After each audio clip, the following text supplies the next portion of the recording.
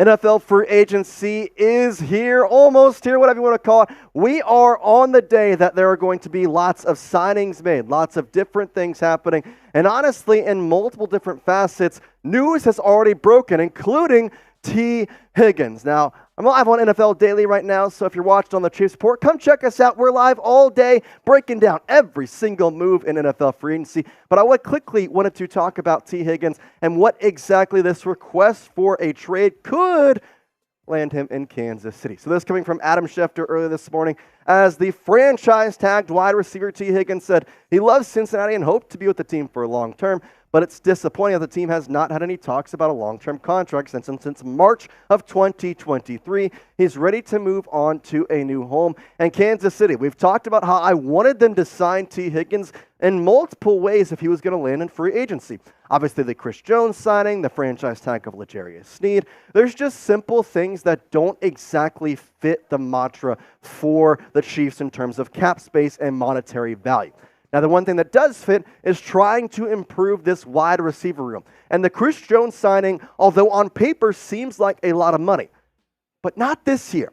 His cap hit in 2024 is just going to be $7.35 million, which means there's a potential for the Chiefs to go out and sign somebody. Now, I will say this.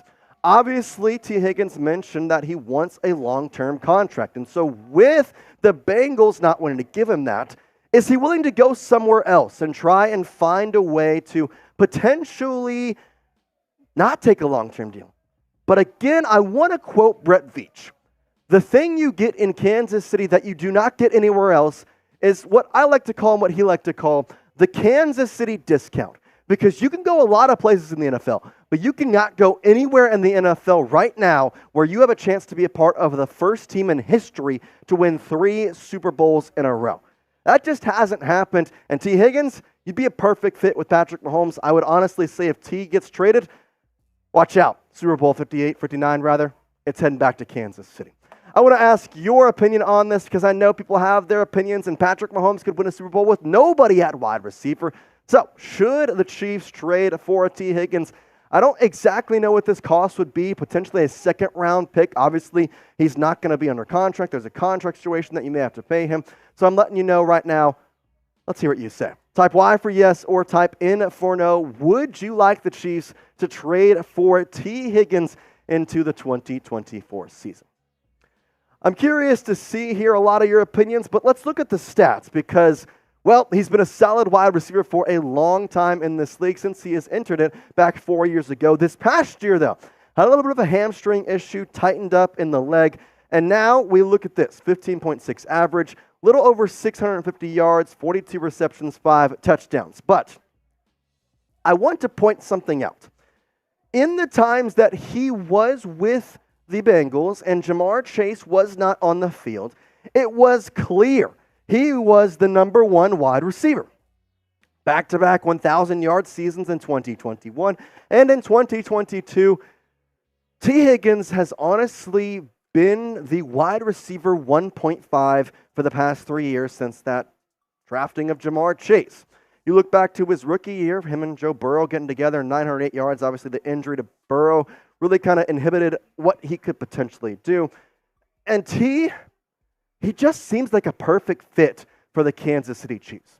Why? Because he's a lot like Rashee Rice. He can be able to use screen routes, but the biggest thing that he can do that I think the Chiefs have been missing since trading away Tyreek Hill is the yards after catch. It seems as though MVS, Rashee Rice, even Travis Kelce, they catch the ball and then you go straight down. Or you catch the ball and then you get maybe 5 yards. Tee Higgins, he's not that. He's getting yak yards like nobody else. You saw in that Pittsburgh Steelers game back in 2023 when Jamar Chase was out.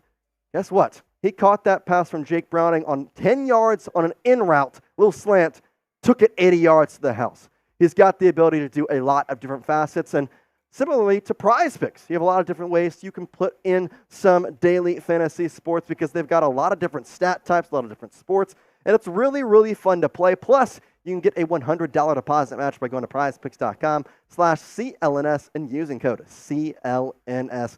Now, I know football season may be over, but the action on the floor, well, it's heating up. Whether it's tournament season or the fight for playoff home court, there's no shortage of high-stakes basketball moments this time of year. So you can get in on the excitement with Prize Picks, America's #1 fantasy sports app, where you can turn your hoops knowledge into serious cash. We got college basketball with Gonzaga playing. We got the tournaments heating up. And, of course, the NBA is heading into the final stretch of the season, and Luka Doncic has been absolutely on fire. Cade Cunningham, the Oklahoma State Cowboy, I've got a demon on him, which means I'm going to get better value for that. There's a lot of amazing things. Plus, you see here, rebounds. They've got so many different stat types, it's hard not to go find one you like. PrizePicks also offers injury insurance so that your entry will stay in play even if one of your players gets injured. So for basketball games, if you have a player who exits the game in the first half and then does not return in the second, that player projection won't count against you, and the rest of your entry will stay live.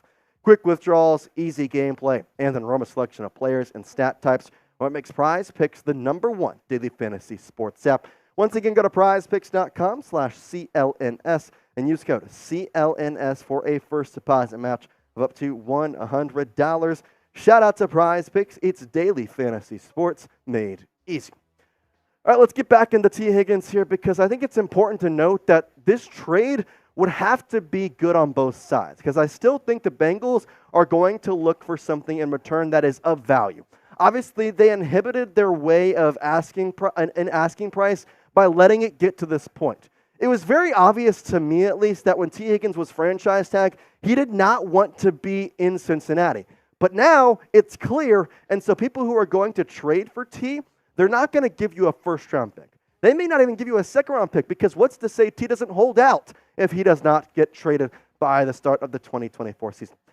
Now, in terms of the Chiefs' perspective, they really could use a wide receiver in a lot of different facets, because right now, here is what your wide receiver room looks like. Rashee Rice is your wide receiver one, that's clear, no doubt. Now, Kadarius Toney, he's probably not going to get cut just for the simple fact of you don't save anything. You don't get anything. You cut him, you lose pretty much just some money. McCole Hardman, who's a free agent right now, could potentially re-sign with the Chiefs. Obviously, the cut of Marquez Valdes-Scantling knocked him off of this depth chart. Justin Watson, very much an underrated wide receiver in a lot of different facets.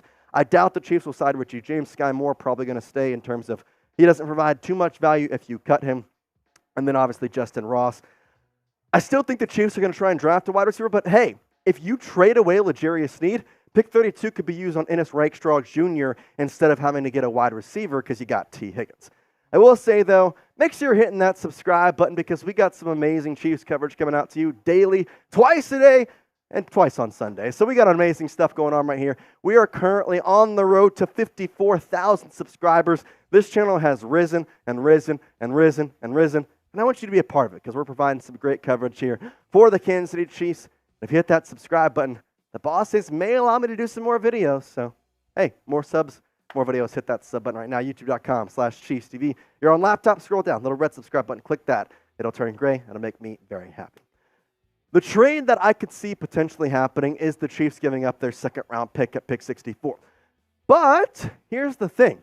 L'Jarius Sneed, in terms of his contract value at $19.8 million on the franchise tag, as the Chiefs are negative $5 million in the hole right now, you trade Sneed away for a second-round pick, then basically you could, in theory, turn L'Jarius Sneed into Tee Higgins, and you restructure the contracts of Patrick Mahomes and Jawan Taylor. There is a chance that you could extend Tee Higgins for the foreseeable future. The likelihood of that, though, I'm curious to see if Brett Veach will even hint at, because we've seen Patrick Mahomes this past year won a Super Bowl with wide receiver 1 being Rashee Rice, wide receiver 2 being Marquez Valdes-Scantling. The year prior, it was Juju Smith-Schuster who was wide receiver 1. I don't know if the Chiefs are willing to pay Tee Higgins, I think, is the biggest thing.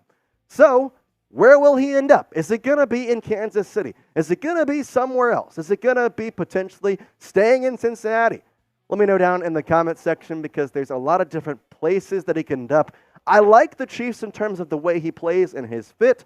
The value, though, well, I don't know if that is there. We appreciate y'all watching, though, and for now, peace out.